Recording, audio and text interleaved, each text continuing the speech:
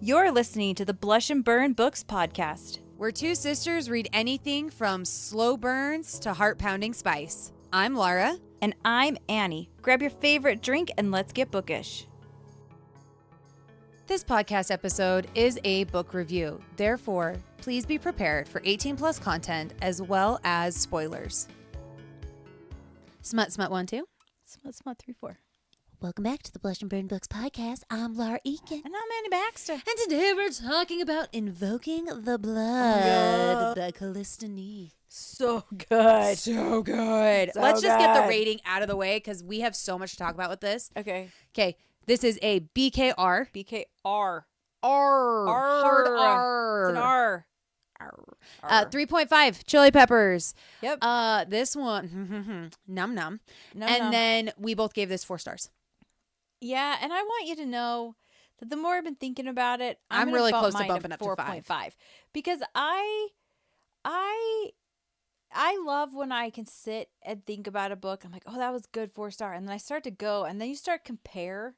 Yeah. You start going back, and you start to go back, and you're like, no, like, No, it was that good that I'm Like, still thinking about it. yeah, like I'm still thinking about you, and your originality is not comparing to anything else that I've been like reading since. Yes. And you go, yeah, I think this might Yeah, be that a was nice. 5-star. Like, yes. it's like you start to really look at what else you're, like you're reading, and you Yep. and you still keep going.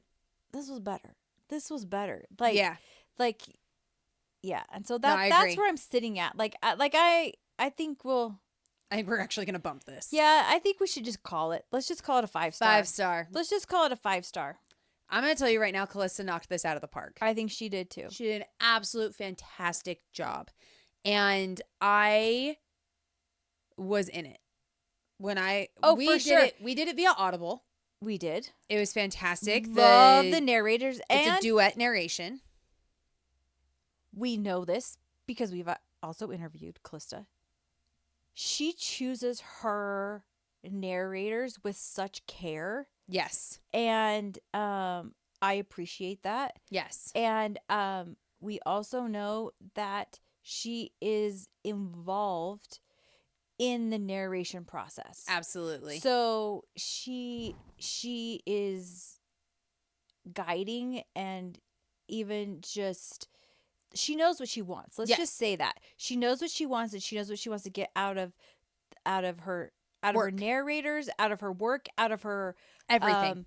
her illustrators. I'm like, Yeah. I can't think of that fucking word. Yeah. Illustrators. like she knows what she wants out of people because she Yes. has this vision in her head, and she's Mhm. just really good at articulating what it is that she wants. Yes. And she'll just keep pushing and pushing and pushing until she sees it. Yes.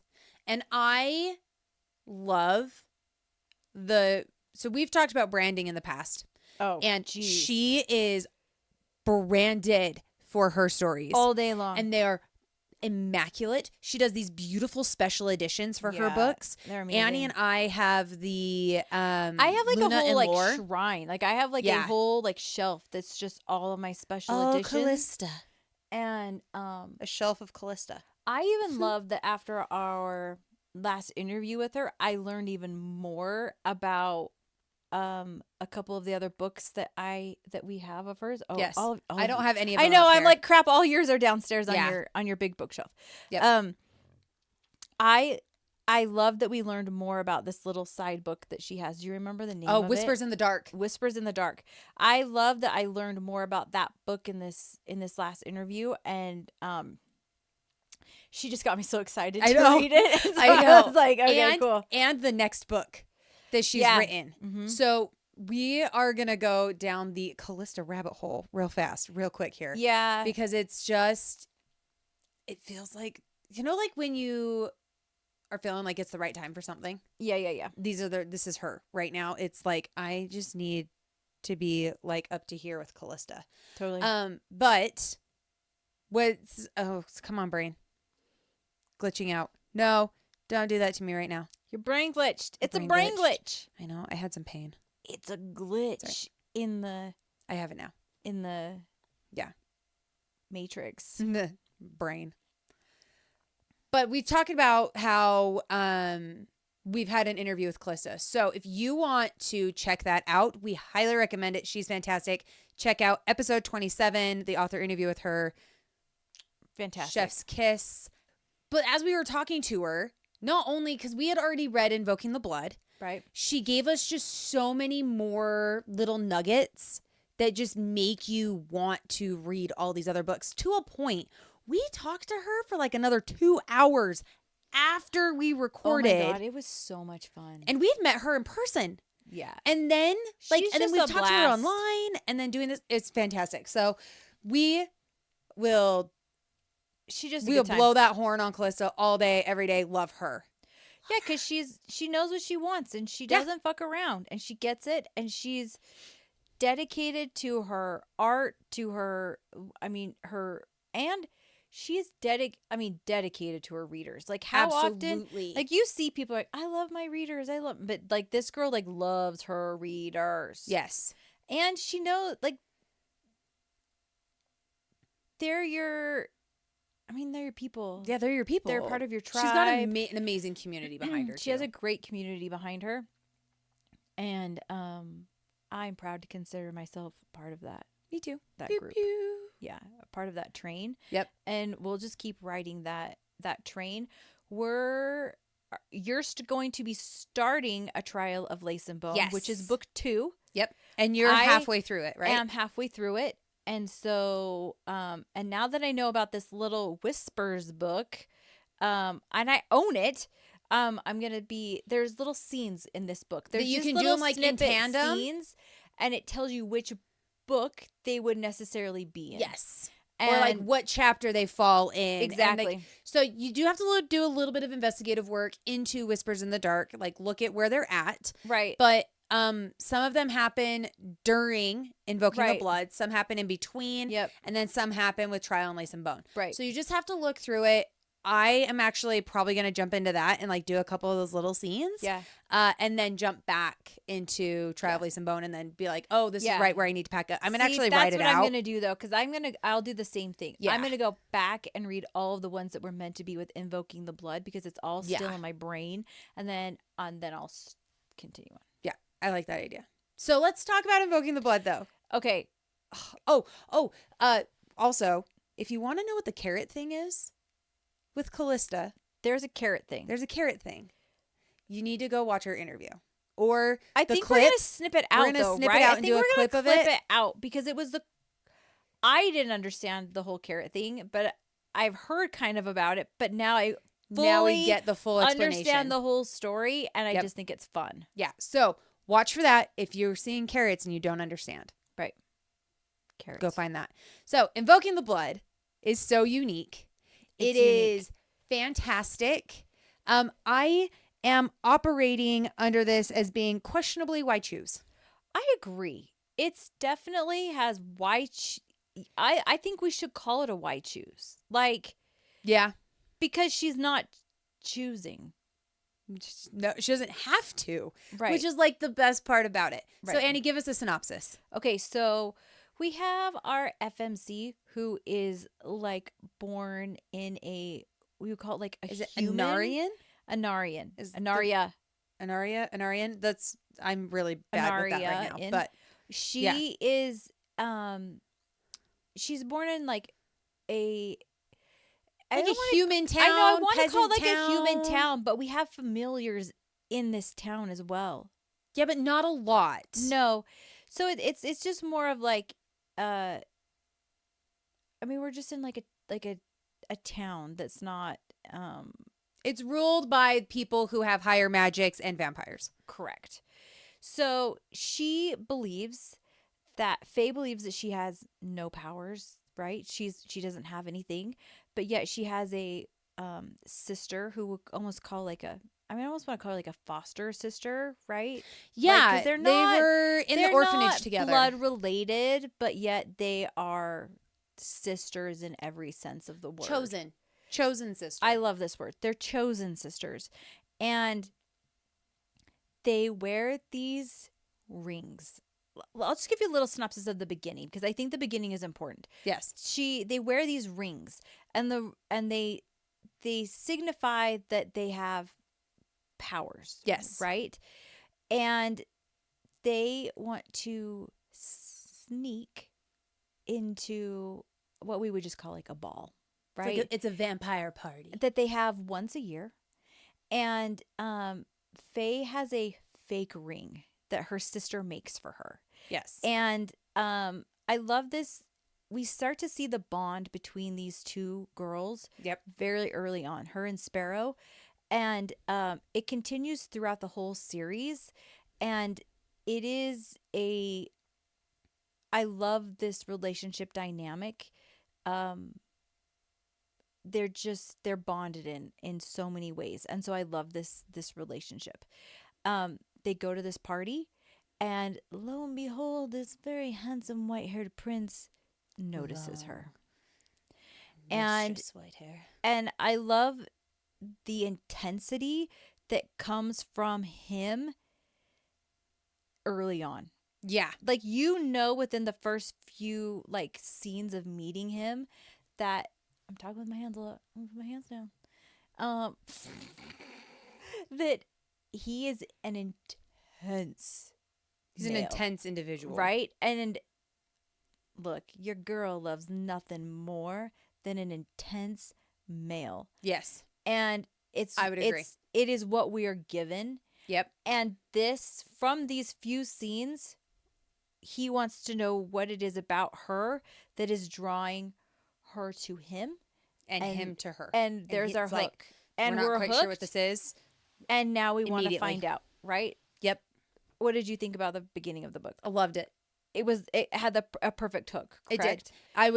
I felt that it was interesting because they have this invisibility spell that her sister has cast over them, or that Sparrow has cast. I actually forgot about this. And she runs into him.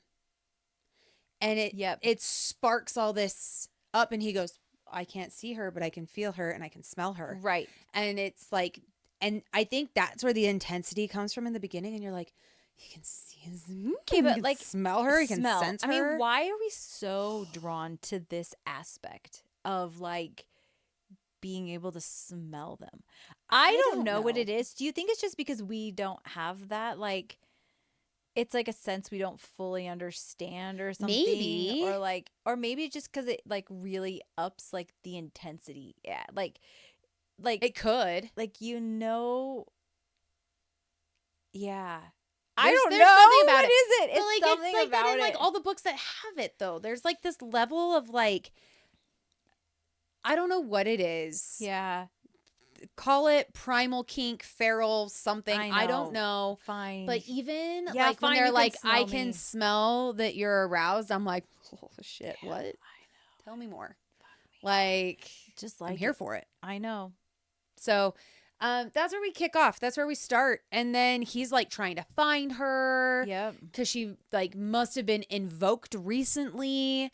Or she wouldn't have been at this party, even if she snuck in. So he's like trying to find her. And I'm glad you brought up the word invoked, because that's really truly what the first, I'd say half maybe of this, or maybe even more of this book is. It's about getting her blood invoked, which means imbued with her magic. Yes. So he's trying to find and help her find her magic, because he's like, I need to know what court you're a part of. Yeah, like no one knows like any of this. No one knows anything about her. Right. They can't figure it out. No. Can I just say, Sparrow is a snarky smartass, and I love her character so much. She's so much fun. Now I'm talking with my hands. I can't help it. I love talking with my hands. There is a moment, and I mean, we'll kind of go back to the plot line just a little bit. I think Sparrow is given this way to order food. Do you remember this? Yes, it's the card. It's you know what it reminded me of? It reminded me of the training table. where you would just pick up the phone and call and like and call order from your the table, food and order they your bring food, and then it. it would be ready for you. And like that's what it reminded me of. But it was kind of like you would, because like you were like ordering the food and then it would just like come. It's so true though. But the way she would do it and how she bartered to kind of get it right, like didn't she kind of like well, if we're here and we're Yeah. technically her court, because you have to have at least 5 people to create a court Yeah. in this system. But she's like, I'm not going anywhere without my sister. He freaking thinks that she's her lover at the beginning, and I thought that was hilarious. You're right. I thought it was so great. You're right. I forgot about that. This is why I love talking about these books again, is because Flashback. I flash back and they're like, I remember this, and then I'll say something, you're like, oh yeah, I remember that, and then you're like, you just it's a Yeah. And when you love a book so much, this is what's fun about talking about books. Yes. It's because you go back to the moment that you read it and you're like, You're like, yes, oh, I I remember that. that. It was so good. And it was so good. And I will say that there are many more moments that are similar to this, like with Sparrow, that are just fun. Yes. And they kind of take it, it helps take out the seriousness of the plot, because the plot is deep, dark, intense, and we have stakes. Oh, absolutely. And we have stakes high stakes, are high and in you this. feel the stakes throughout the whole book. Yes. And they are always at the forefront. And there's actually multiple stakes, right? Yes. We It's don't not just just have like one. There's a lot of different things that are like all coming together. Right. We have multiple things. We have an overarching, and then we have multiple stakes in between. Mm-hmm. And this is what keeps you interested in a multiple book series. Absolutely it does. Because then as you're solving a couple of these little stakes, it just kind of ups the ante of the overarching. And I love that. And I love the vibe that it gives off. Oh, and the vibe, that's what I'm saying. Oh. The vibes of this are put off from the beginning, and you get it throughout the whole entire book. Absolutely you do. And you get these dark, sultry, like vibes.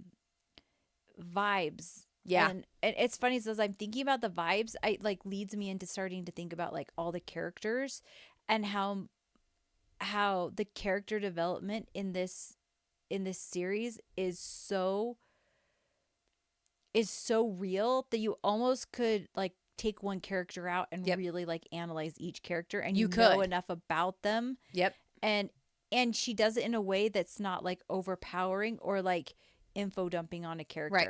It's all natural. Watching the interactions of all of them together, you really see this. I mean, she's just been able to create a really cool dynamic with all of our characters, and you know who they are, and they're true to their character throughout the whole. I mean, it's as far as I am, like they continue to stay true to their character throughout the whole series. Well, the two sisters, the chosen sisters, they call each other bitch and hooker. Love it. I loved it. There were little things about like urban times that They got get twisted Yeah, into but I this, like it. I think but it I loved added the a really vibe. I did too. It worked out really well. It did work out. Let's talk about Rune. Let's talk about Rune. I mean, fucking hell. Gorgeous specimen. Great MMC. And Through and through. he has this little thing. He got a thing. Got a thing. He got a thing. He's got a thing called Ravashnik that she names. She names him. She names him. Instead of calling it the Ravashnik, she names it Voshki. Voshki. Voshki. And because who wants to say that who wants to scream that every single time? well, no, that's not his name. I it's know what he it, but is. still. I know, that's true. I like that she gives him a name. I do too. So It Annie, helps create separation between Rune and Voshki. this other thing. Explain it, Annie. It's kind of hard to explain. I know though. it is. That's why I but- think you need to go back to even our interview with Kalista, and when she describes him. and like what's going on. Yes, because I think having it come out of her, in her own She explains it words, really she well. explains it really, really well. Yeah. And she explains how it wasn't always meant to be quite the two separation that we have, because we literally have Rune and then we have this other, I mean, you almost want to call it like a personality, or like a, It's like it's almost like a dual personality, but it's also not. It's like an inner demon. or correct, like an alter ego inner demon that's kind of like in him, but it has its own, it's like an own being inside of him. And it talks to him. Yes. Right? And it has its own, it's not corporeal, but it is when he goes into his mind. When he goes into his mind. So he can fight against it in his own mind. She can go into that. Yes. This is why we say it is we're calling questionably it, we are why going to call this a why choose, because it, to me, it feels like one. Yeah. So when he pulls her in, is this spoilery? I don't think this is spoilery. It might be enough. You guys get the warning at the beginning of every book review video. There might all be 18 some in plus, there. and there's going to be some form of spoilers. Yeah. So he pulls Faye. Rune pulls Faye into his mind, where it's him, her, and Voshki. Yeah. And they all get to participate together. Yeah. She can feel Voshki. They touch each other. They've got like, in her dreams, Voshki is the one that's present more often than Rune is. And Rune kind of is just seeing. So it's almost like they swap places. Right. And sometimes in physical form, his eyes like, go black. Bring me forward, right? Like, let me talk to her. Like, let me handle this. Let me do this. And he says it a lot. He's like, stop it. Go away. And he like then will like retreat inside of himself and like shoves him all the way down to his being. Because he has pushed this aspect of himself down for a very long time. Yes. And now it's finally rising, and he's allowing it to be what it needs to be. Yes. And I love that you start to see that they actually can work together. Yeah. These two aspects of himself, like that he can work with this aspect of himself and allow it to do what it needs to do. And honestly, it kind of just reminds me sometimes of like, even like, not to get like too deep, but like our ego, where they say like sometimes like honestly your ego can be your like best protector. Yep. Like when your ego comes to surface, sometimes it's because it's meant to be like your, I mean, it really is almost like your greatest protector. And this is, I almost look at it kind of like that a little bit. Yeah. I could see that. Yeah. But I mean, way more intense. Yeah. Dude wants to murk everyone. So yeah, you just tell me, and it's like very much touch her and die moment. Yeah, he totally does. But that's what's so cool about it is he's like, he goes, move over, I'll kill him. Yeah. And he's like, no, we can't kill everybody. And he goes, we can't kill everyone. He wronged her. Let's go. Yeah. Yeah. He is on Faye's side. He's got like that so like cut and dry that it's like so good though. Yeah, because it's so nummy. Like maybe there is that like inner piece of you, like even you know, it's like testosterone loaded. Yeah. Ain't that the piece, truth? You know, that's kind of like touch her and die kind of moments, you know? And it really creates the coolest dynamic between, I want to say, all three of them. Yeah. And I think that's why like this story just feels so unique to me. The vampires are unique. He doesn't always have to eat. Yeah. He can eat until he's satiated, and then he can wait a while unless he has to heal or something. There's familiars. Familiars are a different type of magic wielder. A lot of the times they are the healers. And they cool. bond to like the vampires. They're so cool. The when you learn what they're capable of, you're like, it's like another form of magic. So cool. And then when Faye's blood actually gets invoked, you have a whole new ball game that's opening up. It opens up a whole. The stakes shift. Yep, they do. And become even bigger, which is what you want in a fantasy story. Yeah. Especially when you have multiple like things moving on. Yeah. So Kalista told us that our heart's gonna get ripped out in book 2, at the end of book 2 and in book 3 that she's currently writing. I got nervous because she was like, "Oh, you're in the fluffy part," and I was like, "What, bitch?" I know, she's like, "What fluffy part?" What? I'm like, shit. She's like, "Oh yeah, don't you worry. You let me know when you hit the next part." And he goes, "Damn it." I know. Laura, when are you catching up? She said she put them in parts. I think there's like 3 parts. Yeah. What did she call them again? I don't remember. She called him something different. I know she did. Damn it, I forgot. So did I. I'm going to go back and look, though. I am. But I am excited for these because of how, like, this story to progress. So I will recommend this one. Yeah, I think everybody. I think this series is highly underrated. So I do too. I plan on really pushing this to the people that I think are going to really like this, like, grittier, dark romance. It's got humor in it. Plot. Yeah, your humor lightens it up a little bit, but just a really cool story, and you really just fall into it. Yes, the world, and yeah. So I am pumped to see her book 3 coming out. Yep, and also she has Soul Obsessions, which we will be reading very soon. I'm so excited. This is she's calling this her smut novel. Yeah, she goes, this is all the filth. Yeah. She says that Invoking the Blood series is plot with spice. Correct.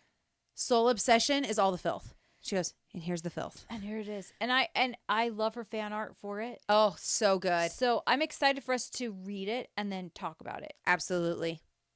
And that one might even be fun to do, let's read, like maybe we break it up into, like, pieces and stuff. I don't know. Do you want to do a deep dive on it? I don't know. Let's think about that. Okay. I just think that it's always nice to do a real fun deep dive on smut. I know. Especially when you're really just expecting to just all I know is that Kalista's really good at creating depth in her characters and also opposing sides. And she does this so great with good. Rune and Faye, where they are literally on they're two different worlds, two separate sides, and trying to mesh them together is. And I love that she doesn't make it just happen, and it's not easy. Yeah. And they have to work for it. This is why the story strive for works, that. Because it is hard, and you're watching it, and you're rooting for them, and this is why it works. So. It's true. We're calling Invoking the Blood 5 stars. 5 stars. Beautiful read. Well done, Kalista. Bravo. We'll keep going on the series. Yes, we will. And if you want to get your hands on this, it is available on Kindle Unlimited.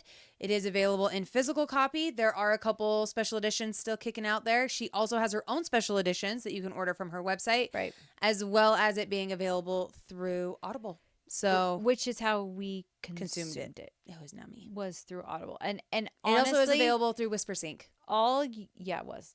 All you can hope for when you do an Audible is that it adds to the story. Yes. And helps this did that. Add another layer of depth. And this did it. And I was really, really happy with the way it turned out. I also was very happy. So, no complaints. I know. Invoking the blood. Invoking the blood. So, if you like all of these reviews, make sure to come back for our next episode. We have many more coming at you, and we'll see you guys on the next one. Peace. That's it for today's episode on the Blush and Burn Books podcast, where we spread those pages and stir up all the feels. We hope you're walking away with a new book for your TBR, a smile, and maybe a little blush. Don't forget to subscribe, leave us a review, and share this episode with your fellow book lovers. You can find us on Instagram, TikTok, and YouTube for even more bookish fun. Until next time, keep those pages turning and stay bookish.